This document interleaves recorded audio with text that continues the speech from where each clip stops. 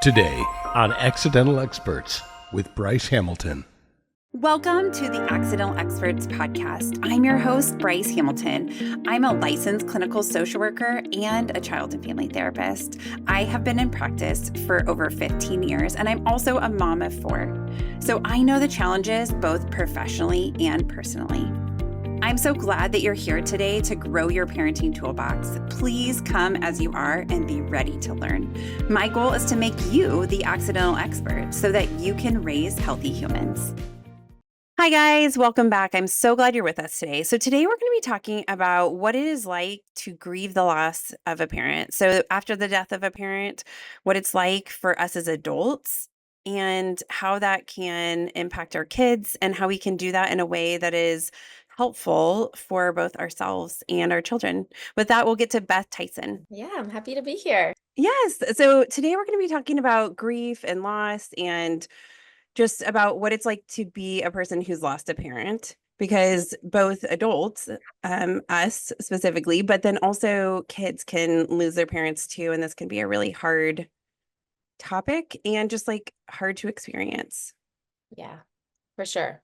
And with still on the opposite side of the pandemic, hopefully at this point, even though it's still around, like we're still grieving so many losses, so many kids that have lost their parents across the world, who are Yeah. grieving, as well as adults who may have lost an aging parent to COVID. So I think it's really relevant. Yeah. Well, and I was also thinking, like, obviously we're talking about parents, but grandparents, right? Like we lost an entire generation of people, obviously not the entire generation, but like a good chunk Yeah. of those people.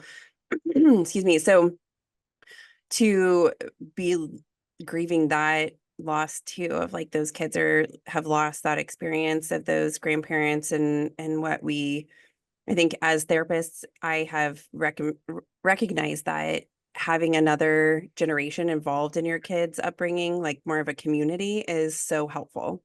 Yes, for sure. Yeah, that's one of So the main things in my grief journey at this stage. Has been really tough not having my mom as I'm yeah, raising a daughter. absolutely.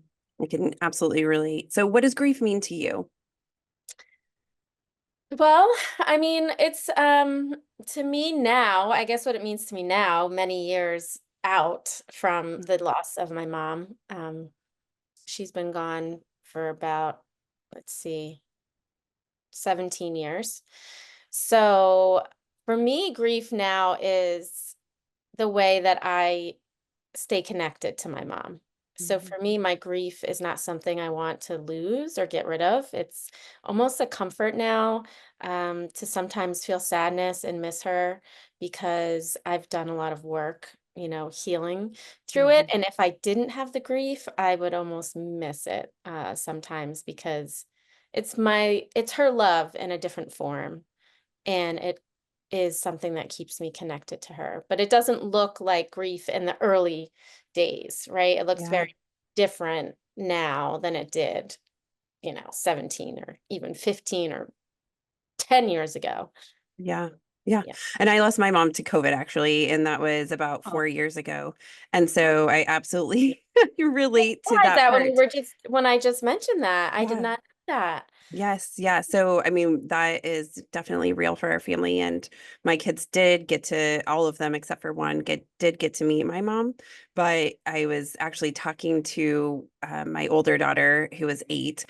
And I said to her, I was like, what do you, because we talk about my mom a lot, just about like missing her and like things that they did with her. And I was asking my daughter, like, what's like a memory that you really cherish with Nana, which is her grandparent name? And she said, I've started to like forget her. And that brought me to tears. And she was like, I'm so sorry. I'm so sorry. I'm like, baby, no, that's like, this is just how it is, right? Like, you were little when she died. You were just a little girl.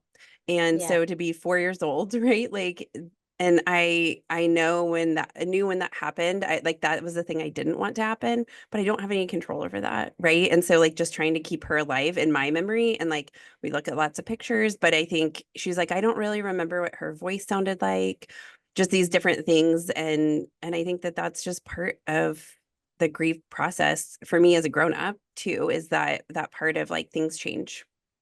Yeah, for sure. Thank you for sharing that. And I didn't realize that it was from COVID when I said that earlier. I don't know if Yeah. you were recording then. So that was probably pretty sudden. Yeah. Yep. She was fine and then she wasn't fine.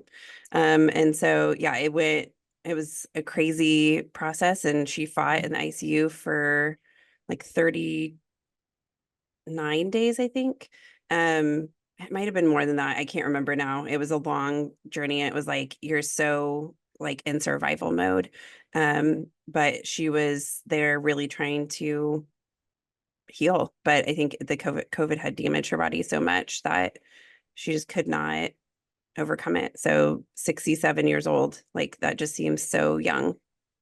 Yes. Wow. Wow. Yeah. Oh, my heart goes out to you and your kiddos.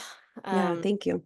so what was it like for you? What was that grief like for you? And I mean, because we're kind of on opposite ends of the spectrum. I was Hmm. just saying, like, I'm in this place of a more, I don't know what I would call it, but just like a longer term Hmm. grieving experience. And I mean, at 5 years after losing my mom, I was still a mess. Yeah. uh, so what's it like for you? What's grief like for you now? I think, I don't want to say it's better, but it's like I'm settled in my grief a little bit more of like I'm okay with it. And we talk about it. I think it was not that there's an easy way to go into grief, but having helped so many families through grief, I think it gave me those skills to lean on of like talk about it, cry. Like you don't have to keep yourself together in front of your kids. Like I don't really know that I controlled it really. I don't think I put a filter on myself and I just would say like I'm sad because I miss Nana. Like I love her and I wish she was here and it's just like hard for her to be gone. And it doesn't happen very often now that I am brought to tears. I mean, but it does still happen. I think, I once heard somebody say that the waves are still the same strength. They come less frequently the more into your grief journey you are. So they can Okay. still knock you off your feet, Mm-hmm. but maybe they're Yeah. not as frequent of Yeah. knocking you down, and that has helped me. And then I something else that helps me that I think about is like when I miss my mom, that grief is kind of like love that doesn't have the person to go to, so it's kind of like maybe stuck somehow, or like just like they're like you want to give it to that person but they're not here physically to give it to. And so like that has helped me to understand. So I think, I mean, it's still hard. Holidays are hard. Like we've tried to make new traditions around holidays and then keep other like the ones that were really special. But I don't know. I mean, it's like I wouldn't say a day-to-day thing. It's more of like a week to week, right? Like some weeks are really more challenging, other weeks are feeling like normal life. Yeah. And then, things come up and might make that more challenging. That's interesting. Yeah. And I've heard that. I haven't heard that example of the wave coming more infrequently, but at the same strength. I haven't heard that before. So that's something different for me to think about. Yeah, I definitely think that is accurate for me, just from hearing you say that. That sometimes I still do feel very sad. But I would even say that now, again, 17 years out, Mhm. that the wave is not as big as it was at 4 years, even at 10 years. Yeah. That I have kind of settled into a place of knowing that I'll continue a spiritual relationship with her, even though I don't have a physical relationship with her. And I Hmm. think that has really helped me because a lot of people think like you need to have closure, you need to stop grieving at some point, you need to stop, longing for that person in order to be healed. And I don't see it that way at all. I think that grief is a lifelong journey when it's someone who's Hmm. that close to you. Um, Absolutely. and especially if it happens suddenly, it takes your brain a long time to process. My mom's death was also sudden. She died in her sleep one night. And Wow. yeah, I was 26. And so I didn't have a family and I didn't have a husband, and Mhm. I was sort of still a child in a lot of ways. Mhm. I was still at her Yeah. house, not a child, but I was at her house a lot, like to Mhm. sleep over, to do laundry, go grocery shopping together, like just hang out. Like I was still very much in her life because I hadn't started like my own family yet. So she was Yeah. still like my core Yeah. family. Yeah. Um, and uh I forget where I was going with this, but just that I think it has changed over time, and I've chosen to maintain a spiritual connection with her even though her physical presence isn't here. Yeah. Well, and I think, even thinking about just science, right? Like not even getting to a religion stance on this, I think energy created can never be destroyed, Right. right? Just like thinking about that. And I believe that like there are times where I can like feel my mom in my house, or when I'm doing something, or through my kids. And I don't know if that's me just making that or if that's real, but I don't care, right? Like I Uh, like that. It's comforting to me. And yeah. I don't think there's a right way to grieve. There's like there's no right way. And like one of my favorite numbers is 1111, and it's always been like even when I was a kid, because I don't know how I found this out, but it was like if 1111 shows up on the clock, make a wish. Yep. And and so I loved that number. And so then, now I feel like my mom knew that I loved that number. And so like when I look at the clock and I see 1111, I'm like, oh, mom. Right? Like even if that seems so crazy and silly to other people, I don't really even care. I just don't No. care. Like No. I love it because it makes me feel happy.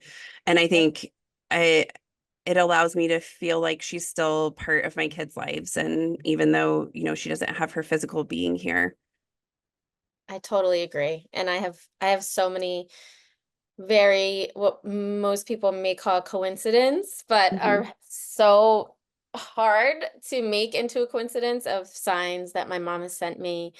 Um, Most recently, I've been rather struggling since the election emotionally, and I asked her to send me a sign that like everything would be okay, and like that's kind of what I always ask her, to send me a sign that everything's going to be okay. And the very next day, I was sitting out to lunch with two of my girlfriends, and a few minutes later, there was an older gentleman sitting next to me on my right, finishing his meal. We were sitting at like a bar. Mhm. He gets up and leaves, and the bartender says, "Oh, that man, paid for a round of your drinks," because we were out for like a girls' day. And Mhm. I was like, "Oh my gosh, that's so amazing! Like, what a nice, kind thing to do." And I turned around, and he was walking with a cane, so he wasn't moving too fast. And I caught up to him out in the parking lot, and I just like grabbed his hand and was like, "Thank you so much. Thank you so much." And he had tears in his eyes, and he was just like, "My mom, God rest her soul, taught me that when I see beauty, I should always acknowledge it. And you and your three friends are so beautiful. And I just couldn't leave today without like doing something nice for you all." And I was like, then I'm in tears, and he's in tears, and I'm like, wow, I I've never had that happen to me in my whole life. I've never had like that sort of random act of kindness, and like the emotion in his eyes, and just like Mhm. him offering to help. I said something like, "Yeah, it's been kind of a tough time lately." And he's like, "Is there anything I can do to help?" And I was like, "Just keep doing what you're doing. Keep making Mhm. people smile, and just keep putting kindness out in the world." And so I know you're probably like, "Well, what does it have to do with your mom?" But it was the timing of me Mhm. asking her to please show me a sign that like everything's going to be okay, and that like kindness and goodness is still in the world. And like literally the next day that happened. Yeah, it's wild, right? Yeah, I Yeah. think I'm totally with you. I asked my mom for signs too, and I feel like I get them, and sometimes I doubt it, right? Like because it's like seems so wild. but then Yeah. it's like, okay, but this is what I wanted. So like I am allowing myself to believe that. Yeah. So what do you think makes losing a parent different than other losses? Because there's so many different types of losses that we can have.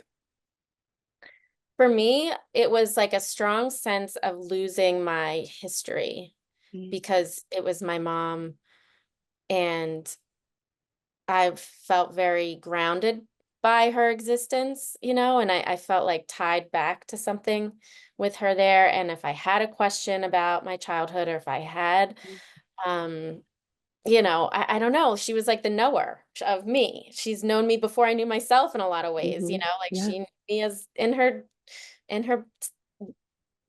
her womb. Like she knew what I was like, and what I did and how I behaved as a little person, and she had kind of all the answers to who I Mm-hmm. was. And without her, I felt very disconnected from my history. If that Mm-hmm. I don't know if that will resonate with others, but for me, that's just the only way I could put it into words. It was like I was kind of untethered, uh, Mm-hmm. floating and not Yeah. feeling grounded to like my root. Yeah. Um, Definitely, that resonates with me. I know that when my mom passed away, I kind of felt like an orphan.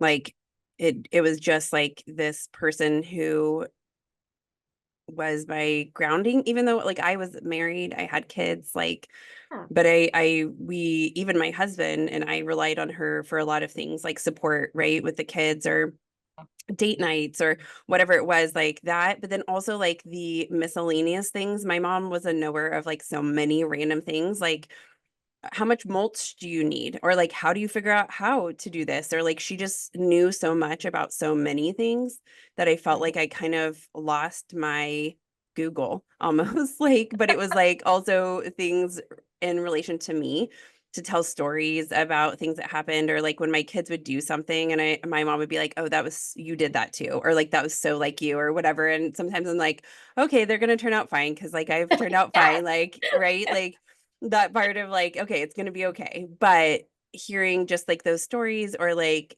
relating that, I don't know, and just seeing the softness that my mom had with my kids, being a grandparent was like probably her greatest joy. Mm, And so just yeah, seeing that part, it's different, right? Like you lose a lot on different levels. so much, so much. I think losing a mom who's a source of support, raising multiple children, and having sort of the rug pulled out from underneath of you suddenly when Mhm. you have been, in close relation with this person who's not only been your connection to the past and your mom and all those things, but also has been a support, like helping you out with just the getting a break from Yeah. parenting every once in a while, or if a kid's sick and someone has to run and pick them up from school or be home from school early or Mhm. whatever, and knowing you have that safety net Yeah. as a mom, I think that is super hard to like a different type of hard, right? Like Mhm. I didn't, and I'm not trying to compare, every situation is different. Mine was hard for a different reason because I was so young, but like if I had that support, I'm just imagining myself, if I had that person and I was used to that and had relied on that, and then suddenly she was gone as a mom, that would really be a lot for me to wrap my brain around. So I'm just acknowledging that that's like a double whammy when you have young children. Yeah. Well, and I think, yeah, I mean, anytime you're losing a parent, right? Every parent has different roles. And I think it's hard. I was thinking about like, I was very connected to my mom at the end of her life, but like as a teenager, I definitely pushed her away, Mm, which I think developmentally is normal for us yeah. to need some space. But I mean, not so far that I didn't let her in my life, but I would be like, I want to make my own decisions, like give me space to do this. And but I think, like in those times where I know people who have lost their parent in the midst of like a hard time with their parent, right? And there's like more maybe there's negative feelings that come with that or guilt, right? That they were in that space. And what's crazy is I could have been in that space too. COVID was so stressful, I think, for everybody. And there was a situation that had happened like a couple weeks before my mom got COVID that I had gotten kind of grumpy with her. But I remember in that moment where I was like, okay, look, this is like not a big deal. She's trying to be helpful, right? Like it wasn't what she said, it's how she said it. Does this really matter, right? Like I asked myself, like, is this my hill to die on a lot about things? Like, is this really the thing, right? And I was like, nope, this isn't it. And so I went back to her and I said, hey, I'm so sorry that I reacted like that. That was not appropriate. I know you're just trying to help. I just couldn't hear what you were trying to say because, this other situation was happening. And so, um, that I'm glad that I was able to resolve that, but not everybody gets to go back. But I really think that you can still talk to them through, even though they're not here in that spiritual realm, if you choose to talk through that. Yeah. Yeah. And that was, a gift of your maturity too. Like you had these years and you're in the mental health field. So like you recognize you have the self-awareness to have made that repair Mhm. with your mom. But so many people don't have that, they haven't done that type of work or have the Sure. awareness. I had a lot of regret after my mom passed, because, I was 26. I was very mature. I had not gone to grad school yet for clinical counseling. So like I didn't have all my psychological tools and, Yeah. and we had been in a fight, or not a big fight, but just like I forget exactly what, but I had written her a note as an apology, and I had left it for her the last time I saw her. I saw her every couple of days, and um, I left. I was at her house, and I guess she was out, and I left a note apologizing for being a jerk or whatever it was, Mhm. and she died, after I left the note, she died a day or two later unexpectedly. And when we found her, the note was on her nightstand, and which was not where I'd left it. Mhm. So I knew that she had read it, and that Mhm. did give me some solace, some sense of like, okay, she read it, Mhm.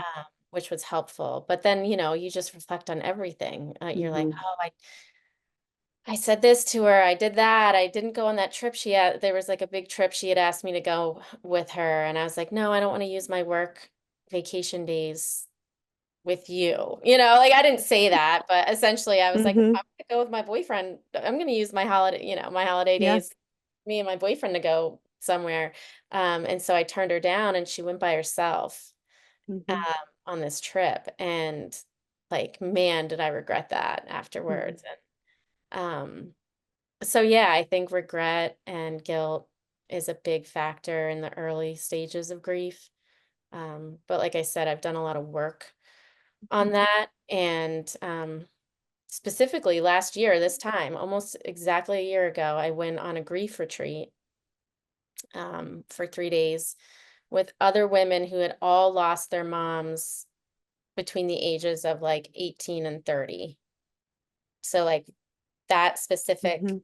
developmental like age group, and there were 20 of us there, and it was such a healing experience and really did help me like grow even more in my grief and in my spiritual relationship to my mom. I love that. Well, and I think one of the things that I have learned in this is that the piece that's been helpful for me is to connect with other people, right? Like other people who have had a similar experience. So just like you're talking about, I've never been on a grief retreat, which sounds very hard and also lovely at the same time. And but I just thinking about um the benefit, because we can't undo the loss, right? That is there, right? I would in a heartbeat, but that's not an option that I have. Um, but that if you can find community, right, and understanding, because like some days just suck, right? And like to know that you have other people that can understand where you're coming from, because I think each loss is different, right? Like losing a spouse is different than losing a parent, losing a child is different than both of those, losing a grandparent, right? Like losing a pet, like there's losing a friendship, even if it's not that the person passed away, it's that friend you're no longer connected to. There's lots of times that we can have grief.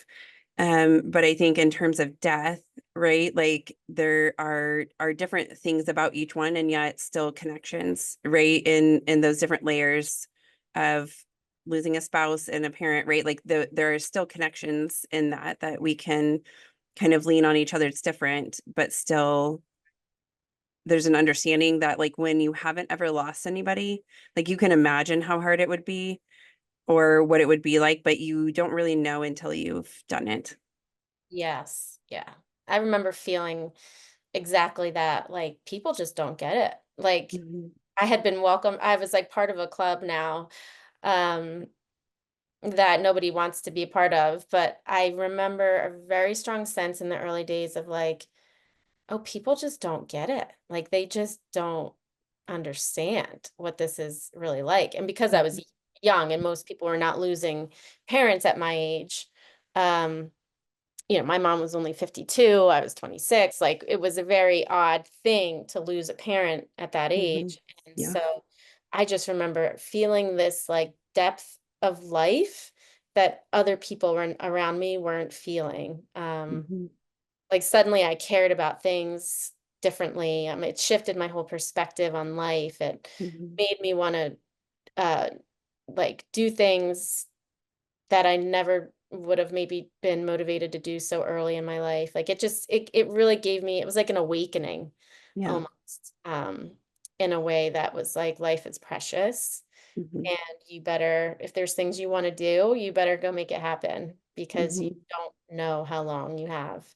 Yeah. Uh, and so from that came a lot of really positive things. Mhm.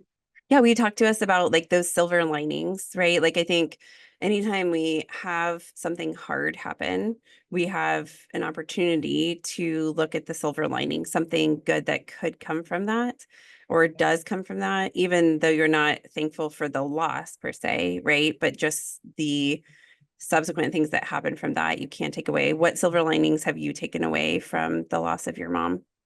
Yeah, I've spent a lot of time like realizing that that's a big reason why I've been able to find a more like peace with my grief is because I Mhm. see so much good that's come from it. Um, and some of those things are studied by research. Post-traumatic growth is Mhm. pretty heavily studied, and that some people, not all people, but some people who experience trauma like you and I have, or other different types of trauma, will in time actually that event will push them to grow emotionally, spiritually, psychologically in some way. And Mhm. it looks different for everybody. So for me, my mom's death, instead of it like ruining my life, it actually, in a lot of ways, has improved my life. I realized at a young age that I hated my job and wasn't going to spend another day like doing something that was so meaningless to me. And Mhm. so I went at not right away, but like 2 years after, I guess maybe 2 years after she passed away, I went back to graduate school and got my degree in clinical counseling, Mhm. which I probably never would have done if she hadn't died, because I went to counseling and realized how much I loved that relationship, and I was so interested in psychology, and I started wanting to give back to others who'd been through something similar as me. And so I don't know, maybe I would have, maybe I wouldn't have, but like to me, Mhm. I think I ended up going back and having the motivation that I did to get my degree because A, I wanted to help other people. B, I had been in a good, healthy counseling relationship and wanted to offer that to other people. But C, I wanted to understand myself more. I wanted to really understand the psychology of who I was, and I knew Mhm. through my training that I would sort of get that.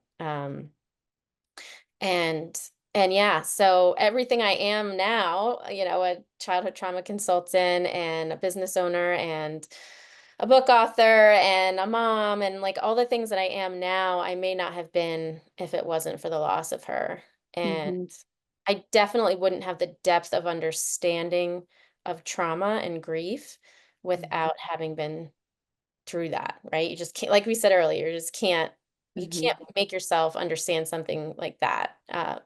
And so that experience allowed me to be a better counselor and a better source of care for people because I could actually feel what they were Mm-hmm. feeling. I could Yeah. really deeply empathize in a very real way that some people don't have the ability to because they haven't been through the thing that Mm-hmm. client is struggling with. So, uh, yeah, those are kind of the silver linings for me. What Yeah. about you? I know it's early on. You may not have, I like at 4 years, I did not have silver linings. I'll be Yeah. totally honest. So if you do, wonderful, but don't feel like you have to because it took me a decade to get there. Yeah. Well, and thankfully, I mean, being a therapist myself, obviously, and having my own therapist, I think every great therapist has their own therapist too. And so I've had a lot of support from friends, my husband, and my therapist on this. But I think, one of the things that I was not very good at before my mom passed away was asking for help. I was, I guess I was like raised to be really independent, which is like both good and it has great qualities and not so great qualities of like, I would decline help, like where it was like, come on, Bryce, just accept the help, right? And I'd be like, no, I can do this on my own. But the only person I would really ask for help from would be my mom. And so then when she passed away, then I found myself in a bind because I needed to ask for help. And so I realized, and also I think this other silver lining is I realized that you can also create family. It doesn't just have to be blood family. And so that's exactly what we've done. And our family is I've learned how to ask for help, which has been really helpful. And I needed to learn that skill because not too long after my mom died, I got cancer and I had to ask for help. And so because I couldn't do it by myself and I needed people to pick my kids up from school or take my kids to school or like, and sometimes it was at the drop of a hat because I'd be like, oh, I'm totally fine. And then it's like, oh my gosh, I'm not feeling good. And so going through that process or, taking my kids to different activities and whatever it was, like I just needed help. And sometimes I just needed somebody to come and just like sit with me or like hold my baby, right? Like I just need somebody to do this. And so those things like being able to ask for help was lovely.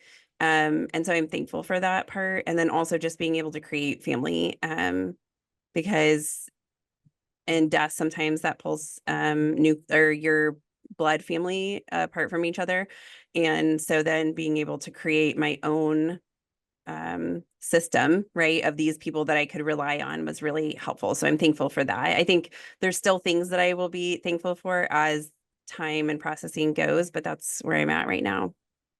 Yeah, that's a lot that you've Yeah. had to cope with. And of course, you need to ask for help. I mean, nobody can go through both of those things at the same time without help. Yeah. It's And just really, being a mom, right? I think we just need to ask for help. It's okay. Like, right? Like there is literally no award. And I say this at work frequently, like nobody's going to give you an award for doing it all yourself. no. Like it's not like on your obituary, they'll be like, Anne Bryce, she did everything herself. Like she receives the gold star, right? Like it is not that, right? So it's good for us to ask for help. What do you think has helped you cope with your loss? Definitely the people and the support that sort of has stepped in or was already there, my family, my dad, my brother, um, my husband, his family has been a huge support.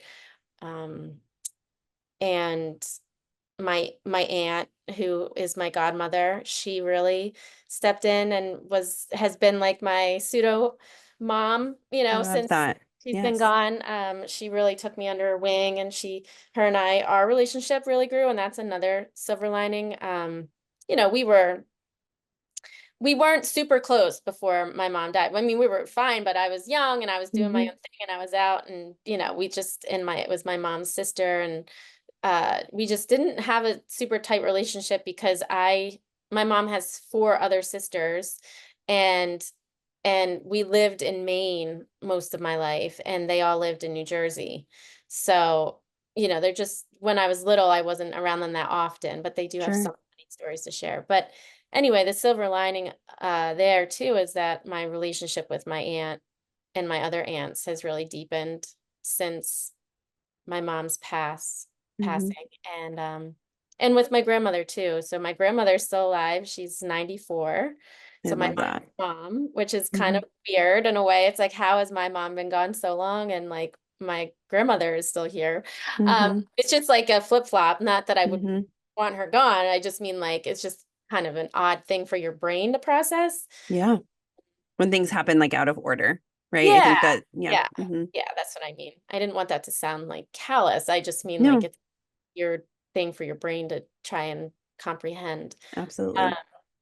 and so, I think I've spent more time with my grandmother too because of my mom's passing. I sort of became like the pseudo fifth daughter in a way, like that Hmm. was there's so many things I didn't expect with grief, and not like anyone did it on purpose, but it's like once your mom is gone, as the daughter, you kind of step in to Hmm. that role that your mom was in the family, not completely. Yeah. And it's not like anyone pushes anything on you, but it's just like in my experience, it's kind of like I'm sort of the model of my mom, like it's Hmm. weird. Hmm. I don't know how No, to. I totally can relate because like in my mom's side of the family, like people would like they would get support from her or she would call and talk. And so then I found that those people were calling me to Yeah, talk. And it was I wasn't able to fill the role the way that she did because I was like, I still have a job and 4 kids and all right. these things, right? Like, but yes, I absolutely understand what you're saying of like you kind of stepped into that space like you were welcomed almost like Yeah. it was a good thing to be. Yes. To me, it's a positive thing. Mhm. It's endearing. It feels Mhm. endearing. It feels like a connection to her.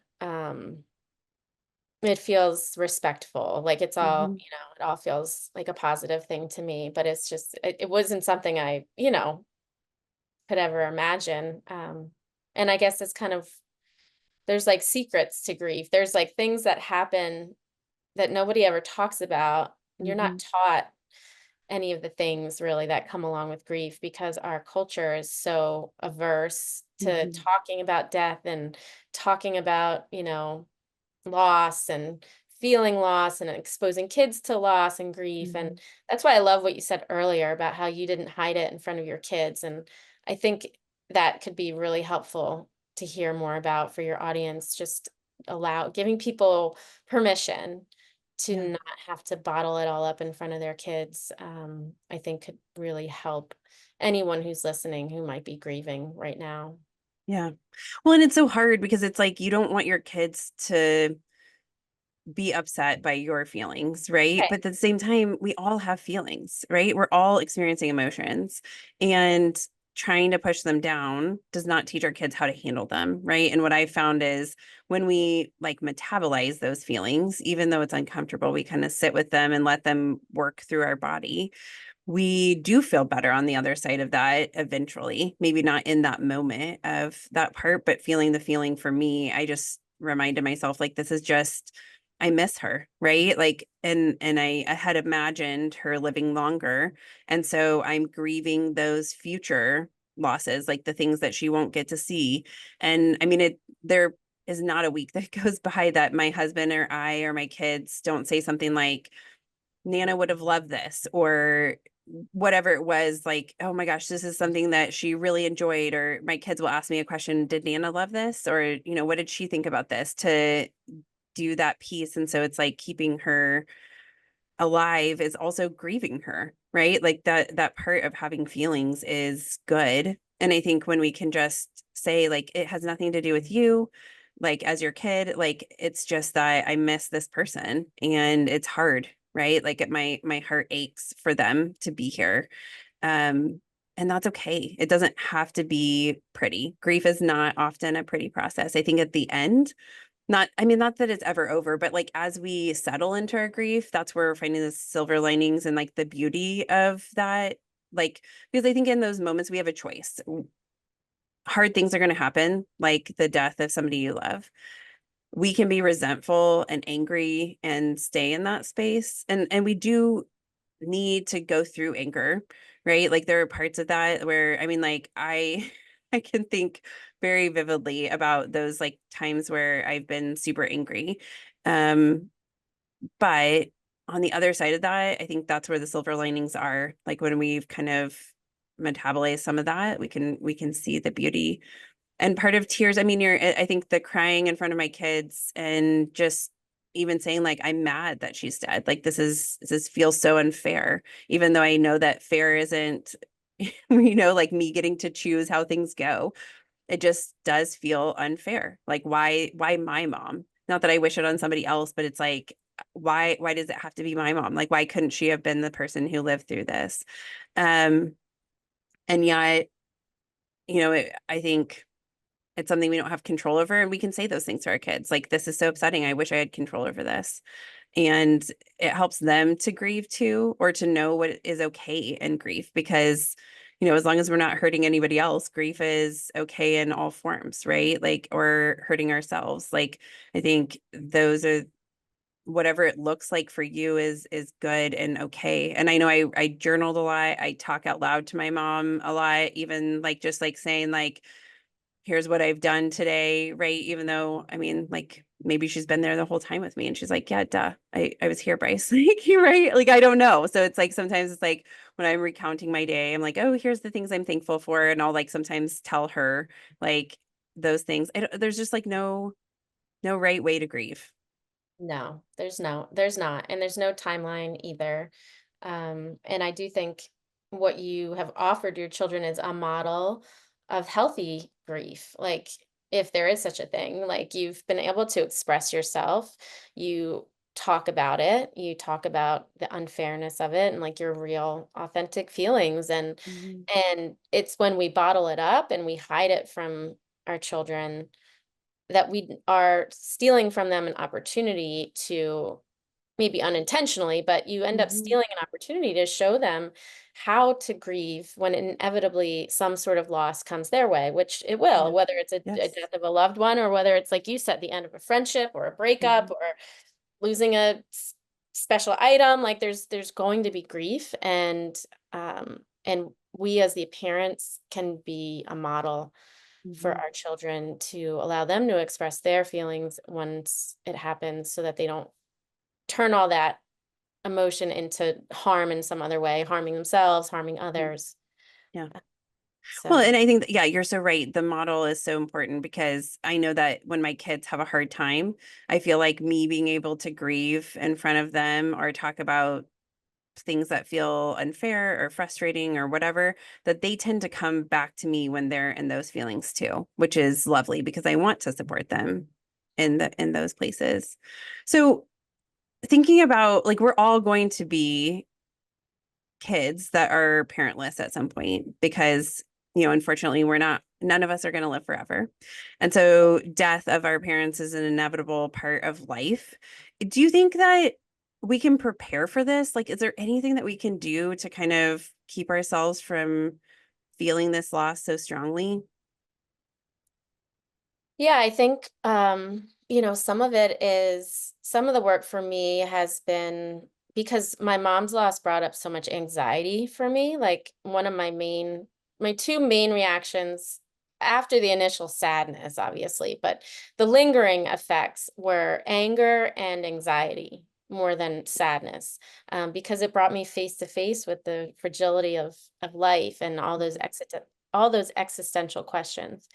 So I've been over the years, I read books and I sort of not immerse myself, but I stay very aware of the fact that I could die or someone else could die at Mhm. any point. And I know that might sound morbid, but because I stay aware of it and I think about it, if it does happen, it won't have the shock that it could, if I just closed it all out and just never wanted to admit that, anyone Mhm. might die. everything. That's not to say I perseverate on it and think about death constantly, but it's more in the front of my mind, like, yeah, like have no regrets, because you just don't know when that moment's going to come, for yourself or for others. And so making sure you're sharing your thoughts and feelings with the people that you love, making sure, like one of the things I do for my daughter is because I mentioned one of the things that is hardest for me is not having that history of who I was.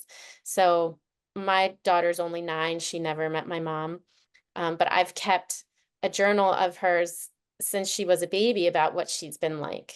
And so if I were to die tomorrow, she still has a record of what she was like as a baby and as a toddler and as a 5-year-old and as a 9-year-old, and so that has given me some peace of mind, um, just to like, so that I can have like less anxiety about dying.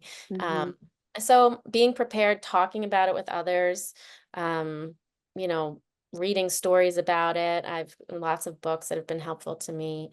I mean, there's no real preparation for like the edge of the abyss that we all live on.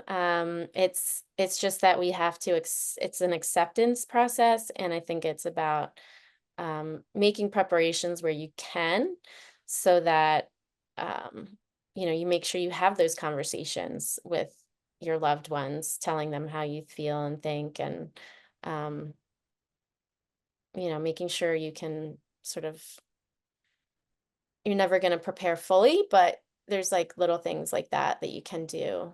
It makes it a little bit easier if it were to happen. Yeah, and I think also you had mentioned your mom had asked you on a trip and you had chosen not to go. And I think one of the things that I have embraced since my mom's death is like doing the things, right? Not waiting for another time. And that kind of helps me, right, to like savor those moments or like to be in the moment. And I know it's hard, right? Like there's so many times where I can turn something down, right? But my husband and I will have friends say like, "Hey, we should go on this trip." And it's like, "Oh man, we're so busy." Like that's where I want to go, right? Like we're so busy. We've got 4 kids, like who's going to watch them? Like these things, but then it's also like, "Hey, these are memories that we're making with these people." And so like being conscious of that too, or I don't know, just doing the activities, like not waiting, kind of seizing each day as much as I can. Yeah. Yeah, I mean, that's all that any of us can do. But and to me, that it's been really helpful to turn into it instead of trying to shield myself from the reality of life. I think so many of the anxiety disorders and like the root cause of a lot of anxiety is this, at the root of it is an existential fear of death or dying or losing a loved one or being disconnected and cut off from somebody in some kind of way. And if the closer we can get to that and like understanding it and accepting it as just part of the human condition, the less difficult it will be for all of us. But Yeah. continuing to keep it in this like category of off limit conversations with kids Yeah. and our loved ones is not helping. It's not going Mhm. to prepare anyone for a loss. Yeah. Well, and this reminds me of when my mom passed away. I asked my kids if they wanted to go see my mom after she had died, right? And as a therapist, I was like, I'm just going to give them choices, right? Like because yeah, even though they're little, like this solidifies this piece, right? That she is really dead.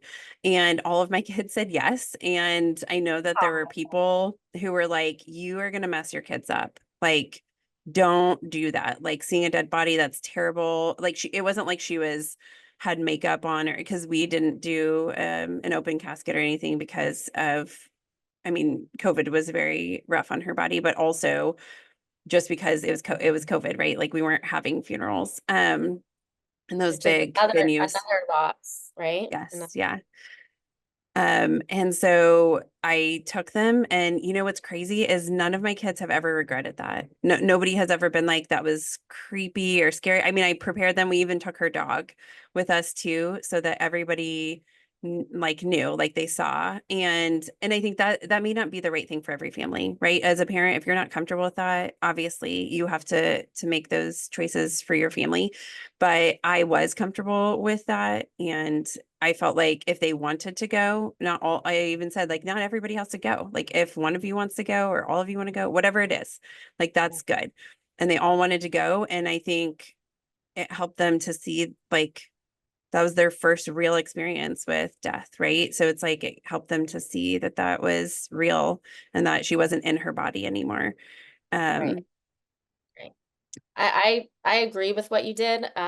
As you know, as a therapist, as a childhood trauma specialist, if the child, as long as you're not forcing the child to go mhm, and they have the choice to go, and you provide preparation and you handle it in a way that's not going to be shocking for them. mhm, Death is much more natural to children than to adults. Like we mhm, are scared of it. We have, we have all these feelings, we have all these worries, but kids are not, they don't have all that preconditioning that we have mhm, around death because of our culture. In some yeah, cultures, it's very natural to see people die in different parts of the world and to be with the body and to mhm, be part of that whole process. But in our culture, we separate people when they're sick. They go into hospitals, and then a lot of times we don't see the death and the dying process, which makes it really difficult emotionally to process what has happened. And so I I believe that as long as they are in agreement that they wanted to be part of it, that mhm, you know it's natural. yeah, It's a part of life, but we just think it's not. We think it yeah, has to be hidden. So yeah, I'm glad to hear you absolutely. say that. That's a huge topic for a lot of people who think that it might be hurtful to children. And Yeah.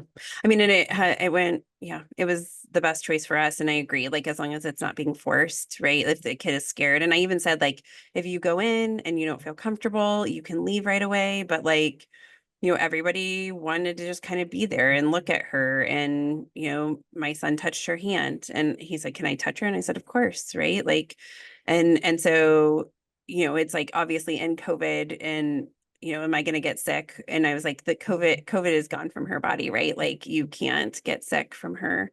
But I mean, just like all those things of like it just explaining what was going on and allowing them to understand as best as I understand, right?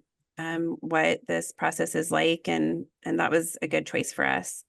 So, what do you think we can do in grief to be kind to ourselves? Because I think sometimes we expect ourselves to just like get over it. Like, okay, they're gone, right? Like, and maybe those aren't the words we use, but like sometimes other people say that, like, okay, well, I mean, your mom's been gone for 4 years, like, come on, or whatever. Like, and maybe they don't mean it that way, but they're like, are you still really going through this?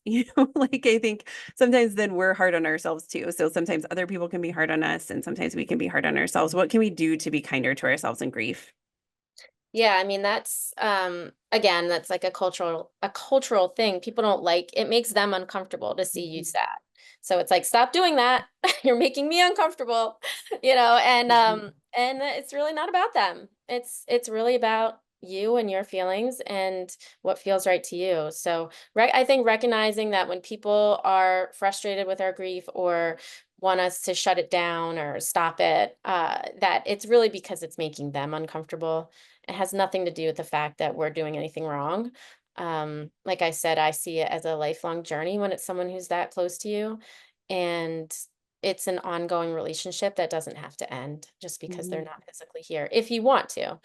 Yeah. Um, and so, we seem to have in our culture like, oh, you get to grieve for a year and then you're done. And Mhm, it's like, no, it's definitely not done. In fact, the second year can be a lot harder than the first. It was for me, because then it was like reality set in. Uh, mhm, and so, I mean, the first year is obviously worse, but like second year was worse in other ways. It was mhm. just it was finally like, for a long time, I just couldn't believe that she was gone. Like I just couldn't wrap my brain around it. And then the second year, I think it was like, oh, she's really gone. Like she's not on vacation. She didn't just move away. Like I had all these sort of like feelings of she's still here, but I just can't get to her Mm-hmm. because of her sudden death and not being able to see her die or, any of that. And I think the second year it really started to settle in, like this really did happen and she's really not coming back. She's really Yeah. not, just away somewhere. Um, so yeah, I think we just need to give ourselves more time and let it play out the way it does. Don't add more shame onto an already difficult experience and do what feels right to you, whether it's journaling or doing memorials or I had started one thing that really helped me was I started a memorial page or like a web page for her. This was Mm-hmm. like forever ago. I don't even know if they still have it, but um and that really helped me process and feel like I had a place to visit her because it's like I said, it felt like she was still out there somewhere. So like Mm-hmm. I could write her emails and I would send emails to this like memorial page and I could write and like post on it and like, Mom, I'm missing you today. And people would come and light candles, like virtual candles, like in Mm-hmm. memory of her. And that really helped me because again, like even though she wasn't here physically, I felt like I had a place to go to talk to her and Mm-hmm. like leave messages and just get it out. And I think like whatever we do, we have to, a lot of people times with grief, like we have to get it out into the world somehow, whether it's through art or writing Mm-hmm. or journaling, but like sort of expressing it in reality can be really helpful. Yeah. Well, and I was just thinking something people ask me often is like, what can you do for other people when they've lost somebody that they love, when a death has occurred? And there's no right answer, but I think being present.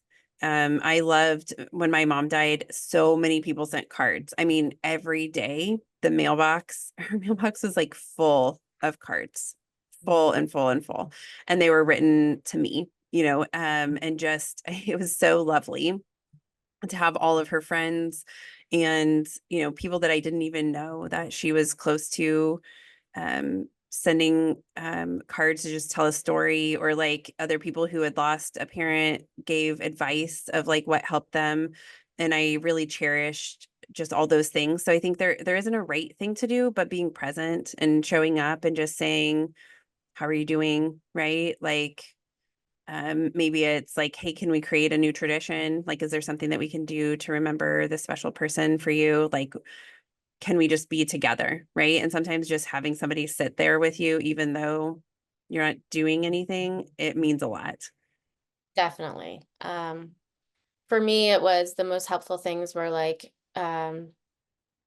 just coming along with me to do because I had to do a lot of stuff in the early Mhm. days of closing her estate and all the things like that, like logistically. And I remember I had two friends who would just like took the week off and just came with me everywhere, whether it was I Mhm. had to go to like the magistrate and the court and the insurance like I had to like drive all over town. I had to plan the funeral, like and all the things. Yeah. And like I had my two friends that just hopped in the car and just came with me. So yeah, I think some of it's just not leaving the person alone in Mhm. the beginning, in the very early days, but then it's checking in on them, on holidays and birthdays, special dates. You can keep track of like the death date because that always brings up a lot of emotions and can be triggering because all of the sensory information that is coming into us is valid again for that same time of year whenever your loved one died. And so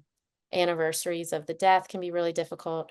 Birthdays, Mother's Day, things that most people just might forget about. Like it's Mhm. important to acknowledge your mom to you on that day. Like I've had friends who will text me like every Mother's Day. I know today is tough for you. I'm thinking of you. Mhm. Just like acknowledging that my mom existed. Yeah. Um, especially now that it's in the later, it's been so long, right? Most people in my life didn't know her. Yeah. And so, so acknowledging that she existed, acknowledging that she's important to me, and even like hearing those stories, especially from her sisters and her mom, have been very, very helpful to me. So it's not, don't talk, like people seem to think like, don't talk about it, don't bring it up, you're going to make them sad. And I'm like, no, I'm sad already. Yeah. Talk to me about it, because that's making me less sad. Like I Mhm. want to hear her name. I want to, which brings me back to a good question is, what is your mom's name? My mom's name's Kay. Okay. What's your mom's name? My mom's name is Joyce. Joyce. Yeah. So yeah, saying their name, having other people acknowledge them has been the most helpful thing. Yeah, that's awesome. Well, thank you so much, Beth, for your time today. This has been such a great conversation. I know hard, but it's just so good to know that we're not alone and that Yeah. there's other people out there going through the same experience as we are, and that we don't have to do it alone, and that we can lean on other people in our lives, read books, journal, do different things, have our own therapist to kind of support us. Oh yeah, just because I'm a therapist or was, you know, uh, at that time, like I still needed my own therapy. I always need my own therapist. I keep one on call. Mhm. So Wise. Yes. Yeah, big we all do. advocate, Yeah.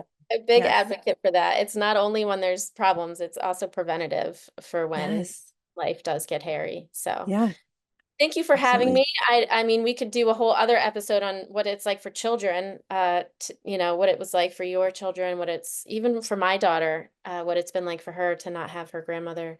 It's been very interesting. So if you want to continue that conversation, happy to do so. Yeah, we should. Pleasure chatting with you, and thank you for having me. Thanks again, Beth. That was a really helpful conversation. I know that this topic is a hard one, but it's good to know that we're not alone and we can do this in a supportive group of people, and that there's no right way to grieve the loss of a parent, and that it's okay that it's going to take us maybe our entire lifetime. That is okay. With that, I will say thank you so much for your time today. Please rate and subscribe to our show. Like us on Facebook, follow us on Instagram, YouTube, TikTok, and keep the emails coming with topic suggestions for future shows to accidentalexperts@gmail.com. Thanks and have a great day. Some words from our legal team. The information presented in this podcast is not intended or implied to be a substitute for appropriate professional advice, diagnosis, or treatment. All content, including text, graphics, images, and information contained on or available through this podcast, is for general information purposes only. This podcast makes no representations and assumes no responsibility for the accuracy or information on or available through this podcast, and such information is subject to change without notice. You are encouraged to confirm any information obtained through this program with other sources and review all information regarding any condition or treatment with the appropriate professionals. What we're saying is, yes, I am a real therapist, but I'm not your therapist.